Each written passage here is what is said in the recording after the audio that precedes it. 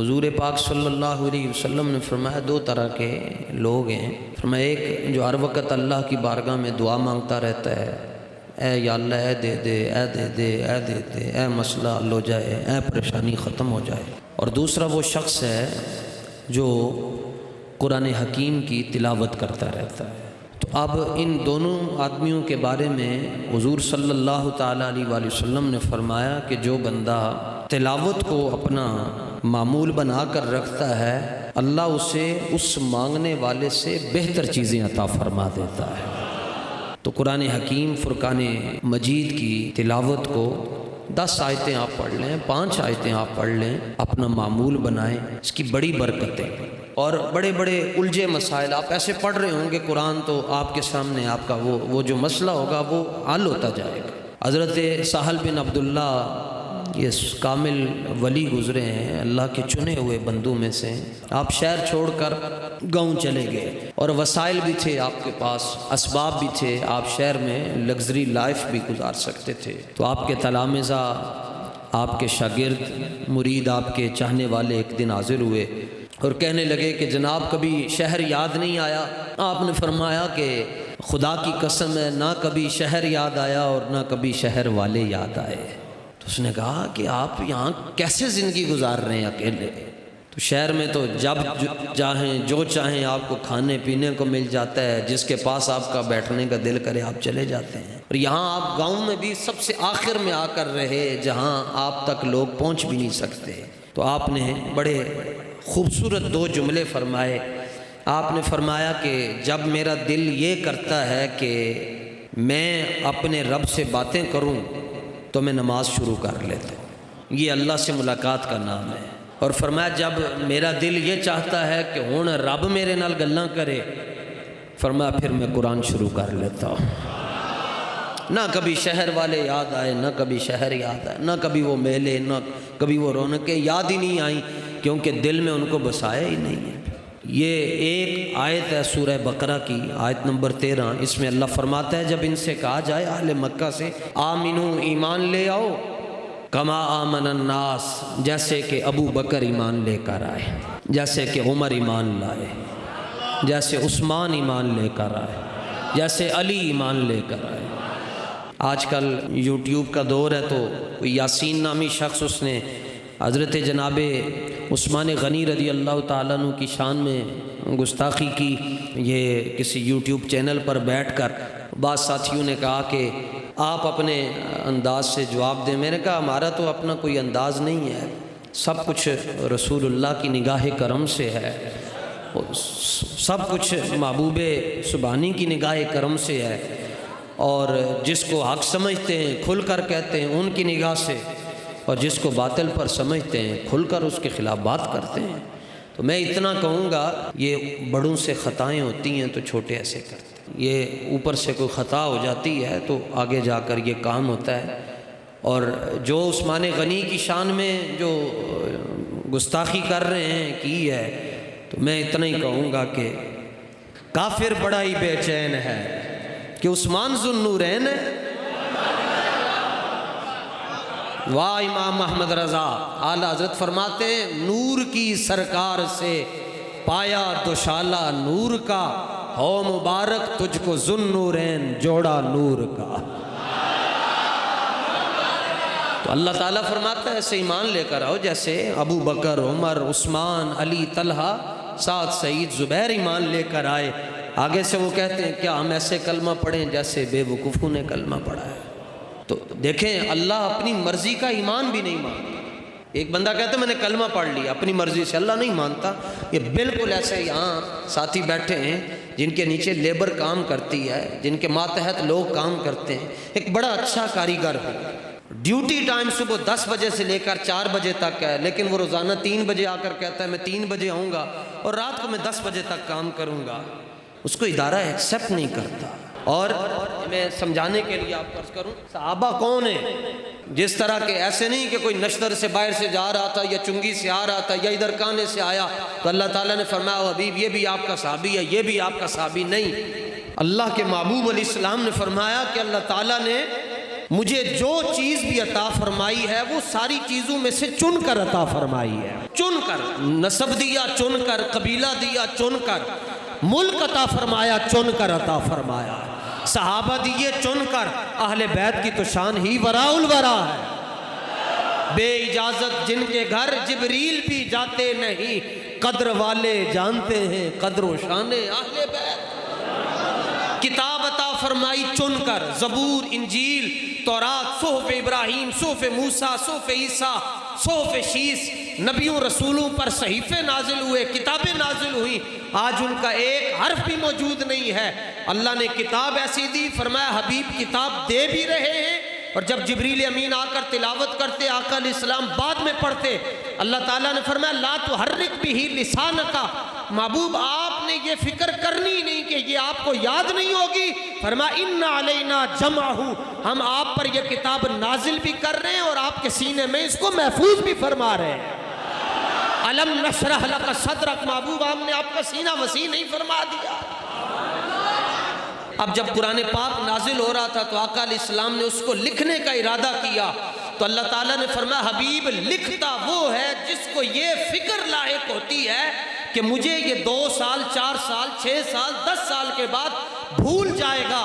فرمایا حبیب آپ زحمت نہ فرمائیے لکھنے کی، سنقرئک فلا تنسا، ہم آپ کو ایسا پڑھا رہے ہیں کہ آپ کبھی بھولیں گے ہی نہیں، آپ لکھنے کی زحمت بھی نہ فرمائیے۔ تو اللہ تعالیٰ نے جو چیز بھی رسول اللہ کو عطا فرمائی چن کر عطا فرمائی، اور رسول اللہ کو خود چنا ہے، حضور کا نام ہے مصطفیٰ، چنا ہوا۔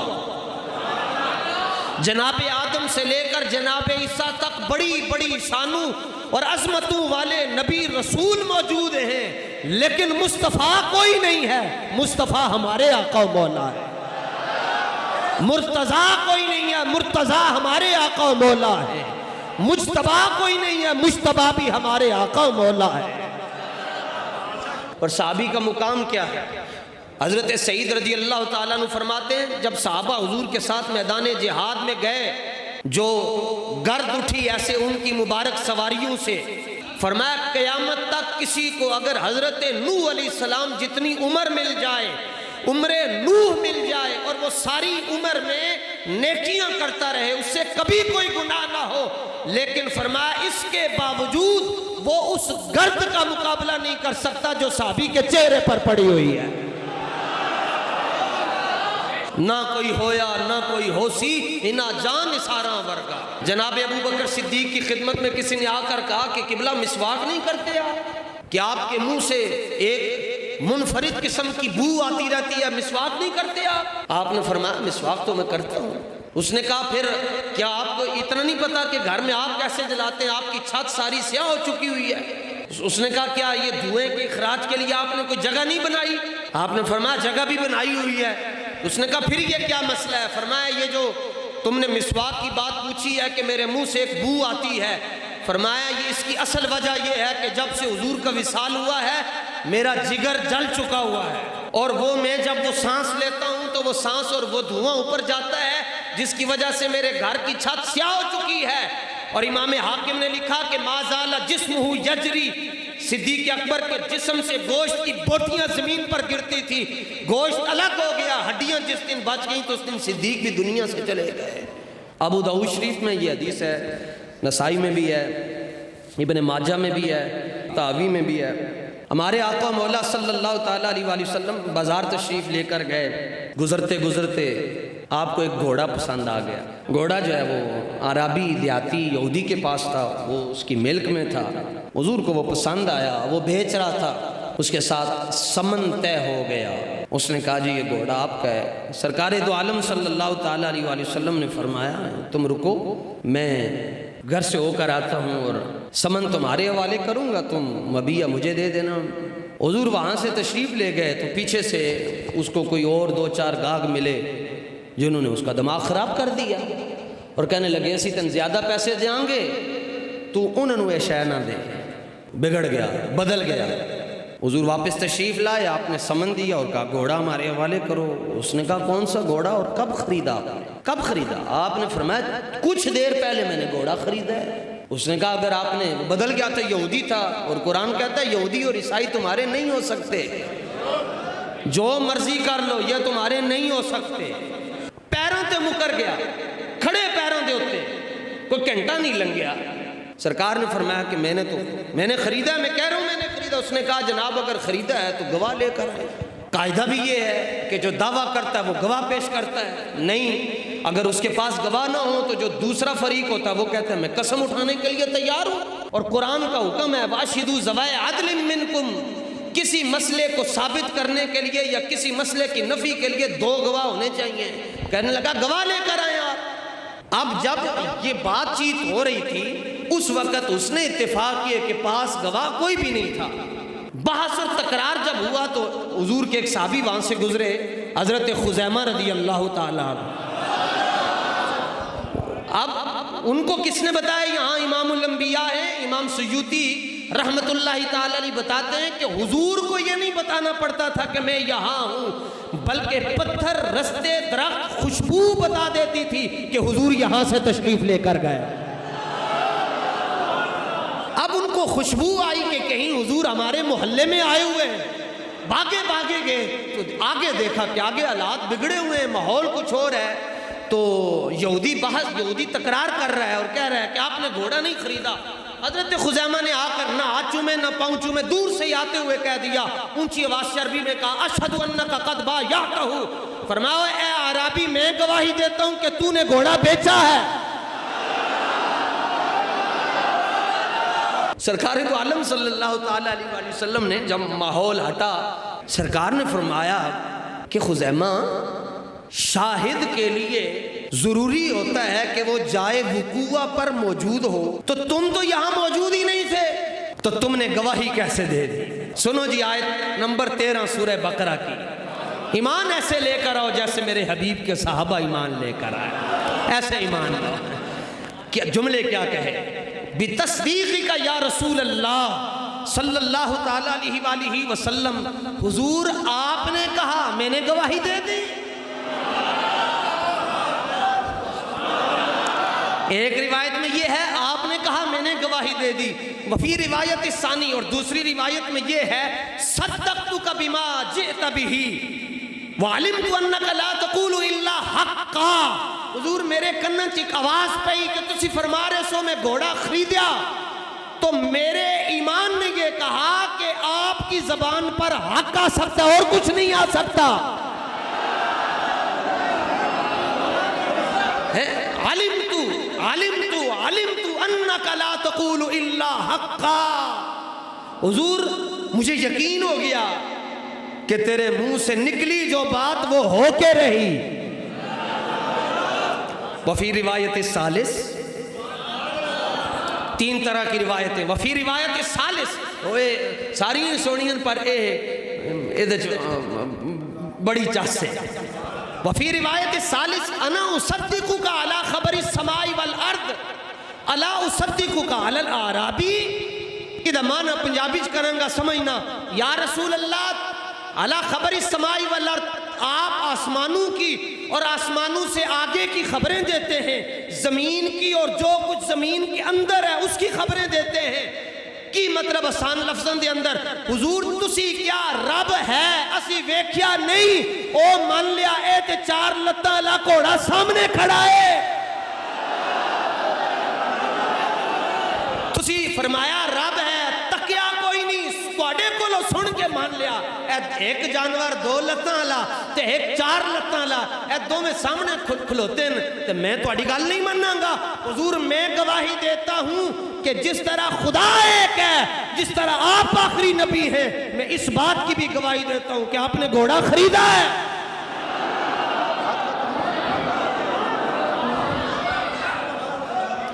اب یہاں انجینئرنگ فیل ہو گئی، وہ تو عقل کے سہارے چلتی ہے، پھر انعام۔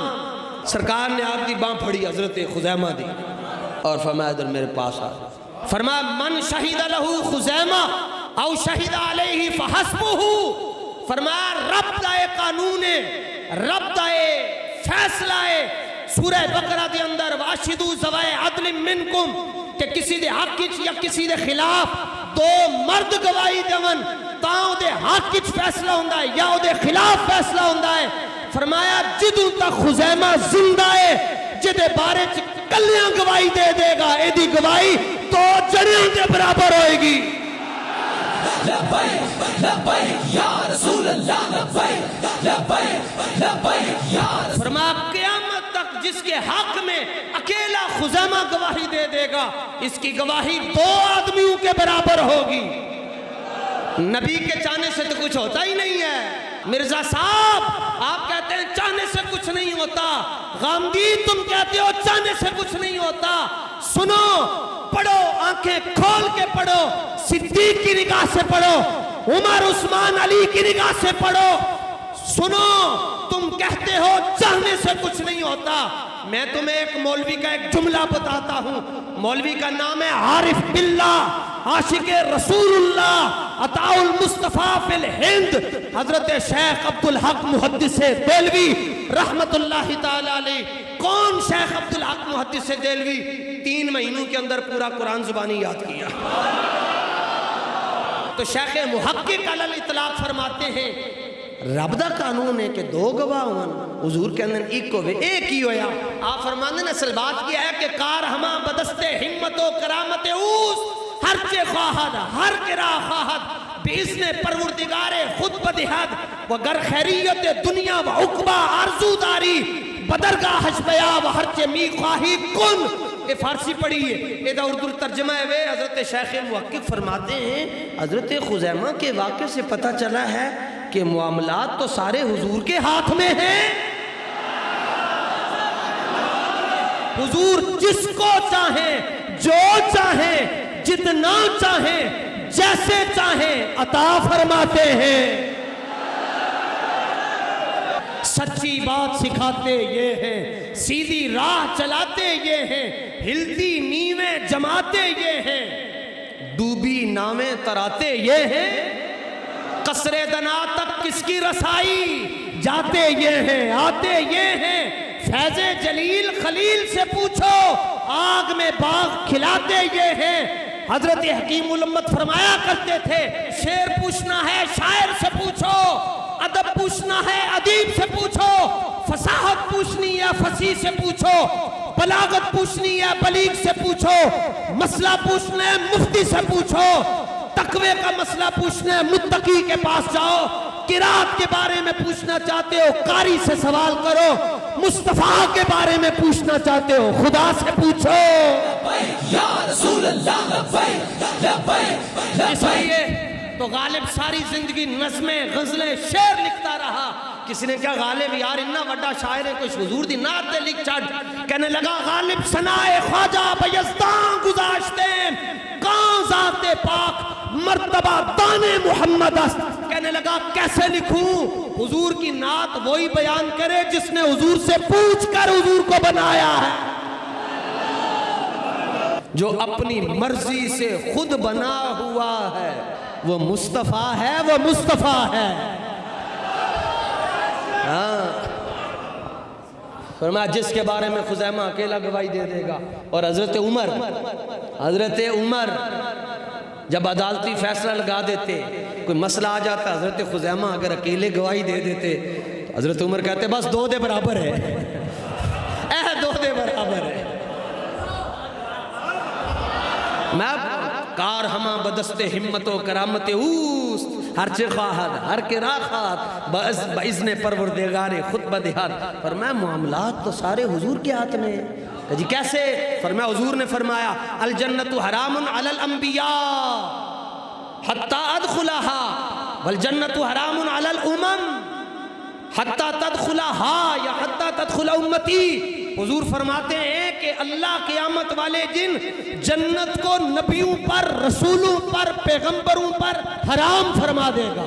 جنت و حلال ہے, حضور فرماتے ہیں اللہ حرام کر دے گا. فرمایا میں قدم رکھوں گا جنت نبیوں کے لیے حلال ہو جائے گی. اور اگلی بات فرمایا اللہ قیامت والے دن جنت کو ساری امتوں پر حرام کر دے گا, لبیک والے قدم رکھیں گے سب کے لیے حلال ہو جائے گی. کسی کے ذہن میں نہ آئے جی یہ ترجمہ کیا کر دیا جی لبیک والے قدم رکھیں گے. بتاؤ نا کہ امتی اس کو, کیا وہ امتی نہیں ہے جو حضور کے نام پر کہتا ہے لبیک یا رسول اللہ, اور جس نے حضور کے لیے نہ ختم نبوت کے مسئلے میں کبھی لبیک کہا, نہ ناموس رسالت کے مسئلے میں کبھی لبیک کہا, اور پھر کہتا حضور مجھے بخشوائیں گے.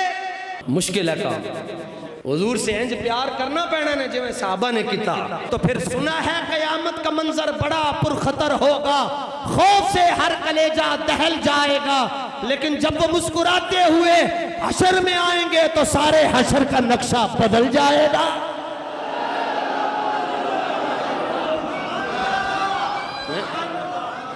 ان کو سنو جن کو سن کر آپ مصطفیٰ جان رحمت کے قریب ہو جاؤ.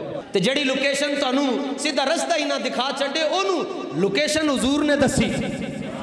فرمایا اصحابی کالنجوم, فرمایا میرے صحابہ ستاروں کی طرح ہیں, اور میری اہل بیت کی مثال کشتی نوح کی طرح ہے. فرمایا جدے ہاتھ دے اندر میپ ابو بکر دا ہوئے تے چپو مولا حسین دا ہوئے. فرمایا میپ صحابہ کا ہو اور کشتی چلانے والے اہل بیت ہوں, علی ہوں, حسن ہوں, حسین ہوں. فرمایا وہ مسافر منزل پر ضرور پہنچے گا, اور ہماری منزل کیا ہے؟ حضور کے قدم. آپ بابا جی کو ایک ہفتہ سنتے رہیں, آپ حضور کے قریب نہ ہو, سن نہ پلینا. اللہ حضور کی محبت نصیب رکھے. اور وآخر دعوایا الحمدللہ.